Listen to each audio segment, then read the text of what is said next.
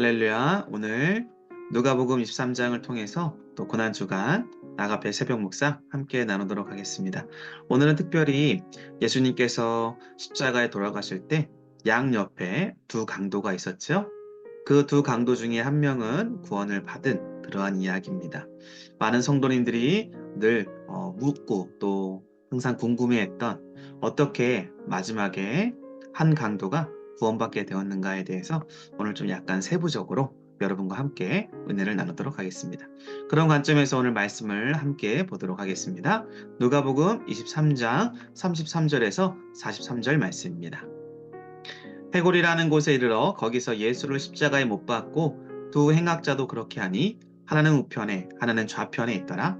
이에 예수께서 이르시되 아버지 저들을 사하여 주옵소서 자기들이 하는 것을 알지 못함이니이다 하시더라.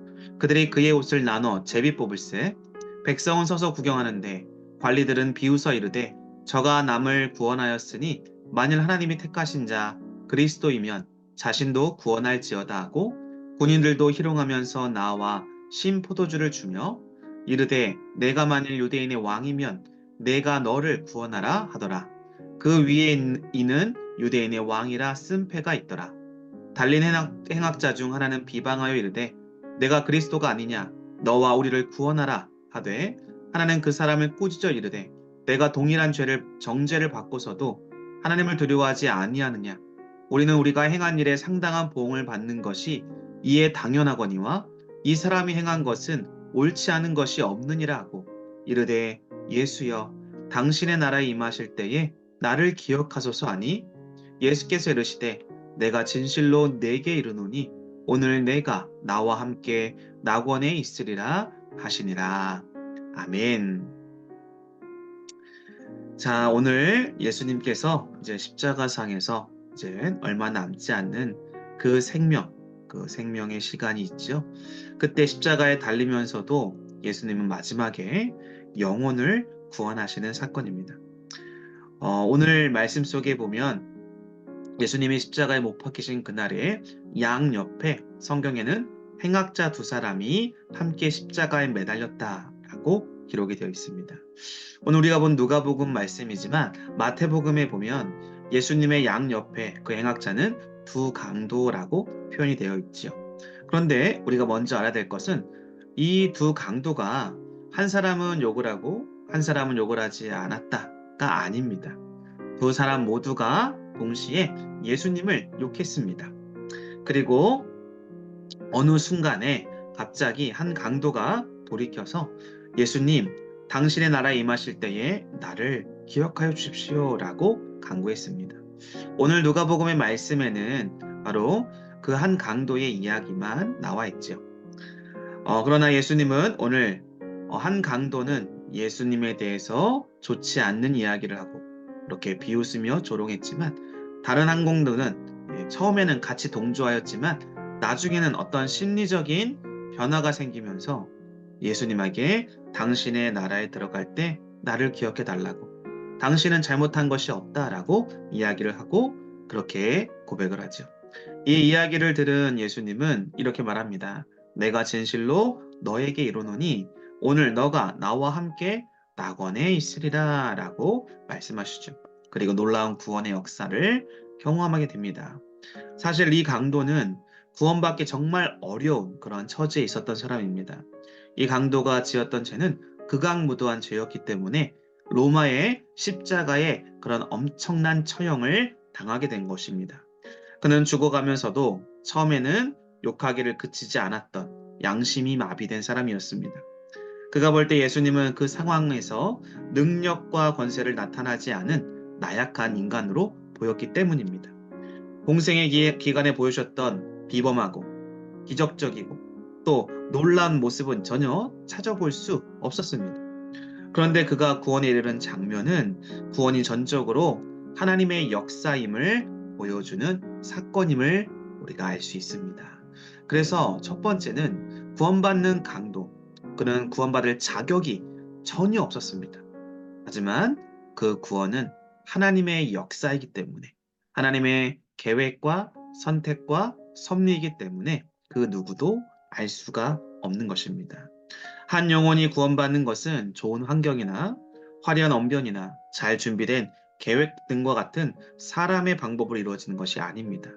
한 영혼이 주님께 돌아오는 것은 오직 주님이 역사하시는 일입니다. 극악무도한 이 강도도 나중에는 어떠한 깨우침을 통해, 그리고 이분만이 진짜 하나님이 보내신 메시아구나, 나의 죄를 정말로 해결할 수 있는 유일하신 분이구나라는, 어떻게 보면 구체적인 지식이나 깨달음이 그렇게 많은 기회가 없었음에도 그 마지막 찰나의 순간에 어떤 깨달음을 통해, 또 하나님의 은혜를 통해 그 구원의 그 주인공이 되었다라는 것이지요. 이것은 다 하나님의 역사입니다. 결코 변할 것 같지 않았던 강도의 차가운 마음이 어떻게 녹아내렸을까요? 두 번째 원리가 바로 우리에게 그 비결을 알려줍니다. 구원은 하나님의 역사다라고 말씀했는데, 그렇다면 두 강도가 처음에는 같이 욕하다가 한 사람은 계속적으로 욕을 하고 비방하고 조롱했지만, 다른 한 사람은 어떻게 그의 심리에 변화가 있었고 이러한 고백을 할 수 있었느냐라는 것이죠. 그것은 바로 예수님의 기도에서 찾아볼 수 있습니다.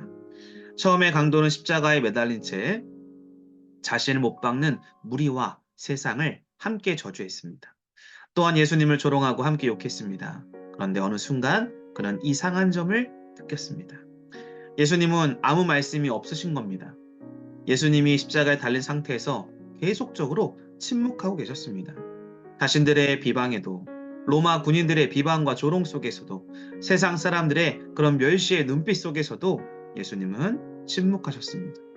그런데 갑자기 예수님께서 마지막 임종의 순간에, 십자가에 죽는 순간에 뭐라고 기도했습니까? 예수님의 입이 움직이기 시작했습니다.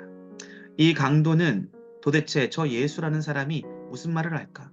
나의 말에, 나의 공격에, 세상 사람들의 시선에 그는 과연 어떠한 변명을 하나 한번 내가 지켜보리라 라고 하면서 같이 십자가에 매달려 있었습니다.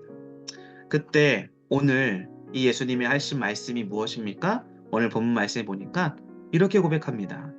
아버지, 저들을 사여 주옵소서. 자기들이 하는 것을 알지 못함이니이다.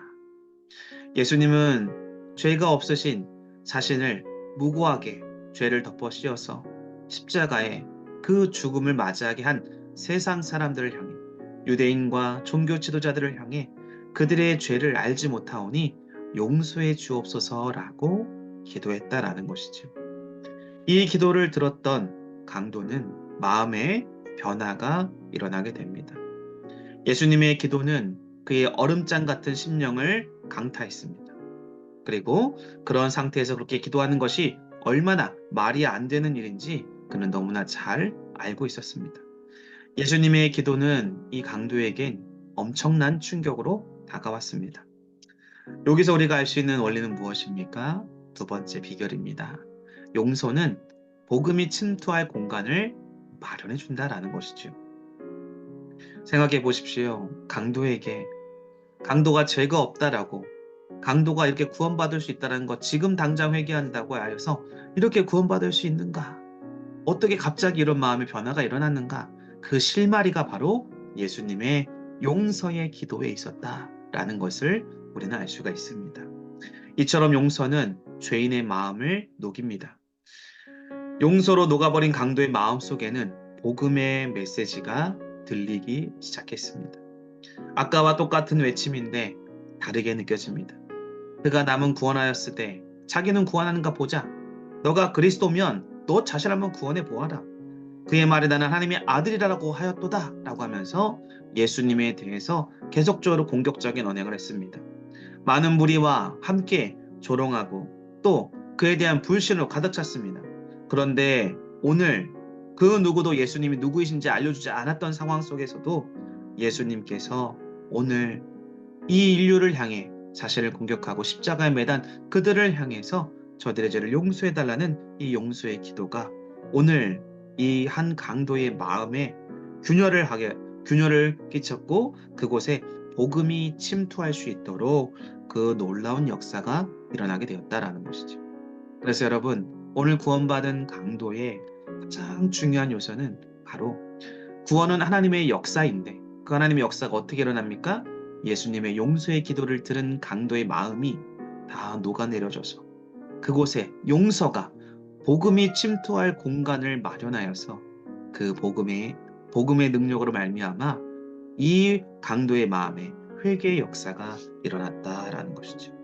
그래서 강도는 예수님이 아버지께 당신의 영혼을 의탁하셨듯이 자신의 영혼을 예수님이 하나님의 나라에 들어갈 때 내 영혼도 데려가 주기를 그렇게 간절히 호소하는 걸 볼 수 있습니다. 그때 예수님 말씀하시죠. 우리가 너무나 잘 아는 말씀. 내가 진실로 내게 이르노니 오늘 너가 나와 함께 낙원에 있을 것이다. 사랑하는 성도 여러분, 오늘 구원받는 강도의 이야기. 여러분, 그는 지옥문 앞에서 바로 그 순간에 지옥 갈 영혼이 바로 그 순간에 천국의 문으로 다시 그의 마지막 영생의 길이 열리는 것을 우리는 보았습니다. 그 비결은 무엇입니까? 그 비결은 예수님의 용서의 기도의 메시지였습니다. 그 기도의 메시지가 죄악으로 가득하고 딱딱한 그의 마음의 공간에 침투하여서 그곳에 복음의 꽃이 심겨지고 피어지는 놀라운 역사가 일어나게 되었다라는 것이죠. 그러므로 사랑하는 성도 여러분, 우리가 우리 주변의 많은 사람들에게 저 사람은 강박하고 강해서 세상에 있는 모든 권력을 갖고 있고 자신의 의가 강하기 때문에 절대 변하지 않을 거야 라고 생각하는 사람이 있습니까? 그 생각을 내려놓으시길 바랍니다. 그 사람에게 다가가서 우리가 해야 될 것은 무엇일까요? 그 사람 안에 있는 그 딱딱한 마음을, 완악한 마음을 변화시킬 수 있는 건 무엇일까요? 영혼을 위한 용서의 기도와 사랑의 섬김이 바로 그의 완악한 마음을 변화시켜 복음의 문이 열릴 수 있는 놀라운 축복의 길, 생명의 길, 천국의 길, 구원의 길이 열린다라는 것. 여러분들이 꼭 기억하시고 오늘 하루도 내 자녀를 위해 또 우리 주변의 전도 대상자들, 기도하는 그 영혼들을 위해서 항상 여러분들이 포기하지 마시고 한 영혼을 정말 주님께로 인도해 가는 일에 여러분들의 기도가 여러분들의 용서와 사랑과 섬김이 이렇게 귀하게 사용될 수 있다라는 것을 확신하시고 오늘 주님 앞에 우리가 살아갈 수 있기를 바랍니다. 오늘 주님께서 우리들에게 보여주셨던 이 십자가의 놀라운 사랑과 섬김을 여러분들이 꼭 기억하시고 오늘 어떤 조건도 아닌 오직 하나님의 사랑과 예수 그리스도의 보혈의 공로만으로 구원의 능력이 가능하다는 것. 구원은 하나님의 역사다. 그리고 그 은혜에 감사하면서 우리가 용서받은 우리들이 또 다른 사람들 용서하고 또 다른 사람들을 그리스도께로 바로 구원의 문으로 인도해 갈 수 있는 축복의 통로가 될 수 있기를 주님의 이름으로 간절히 기도하고 소망합니다. 기도하겠습니다. 하나님 감사합니다. 오늘 우리들도 주님이 그 십자가상에서 모진 고통 가운데 극심한 고난 가운데 그 무엇으로도 설명할 수 없는 어마어마한 아픔 가운데 있었습니다. 그 속에서도 주님은 전 인류를 향하여 십자가에 못 박은 그 죄인들을 향하여 저들의 죄를 알지 못하기에 아버지 하나님 용서하여 주옵소서라고 용서의 기도로 전 인류를 향한 긍휼과 사랑의 모범을 보여주셨습니다. 그 모습을 보고 아버지 한 강도가 같이 비방하다 구원받고 또 영생을 얻는 놀라운 일이 생겼습니다. 용서가 바로 복음의 그 문을 열 수 있는 아버지 하나님의 능력이 된다는 것을 보았습니다. 우리도 우리 주변에 있는 사람들을 이해하고 용서하고 내 힘으로 할 수 없다면 주님께 도움을 구하며 그들을 위해 기도하고 또 아버지 하나님 항상 그들을 품고 기다릴 줄 아는 우리 모두가 되게 하여 주셔서 구원의 문이 열리고 구원의 마지막 아버지 열차를 탄 강도와 같은 놀라운 구원의 역사가 또한 일어날 수 있도록 함께하여 주옵소서. 감사를 드리며 예수 그리스도의 이름으로 기도드립니다. 아멘.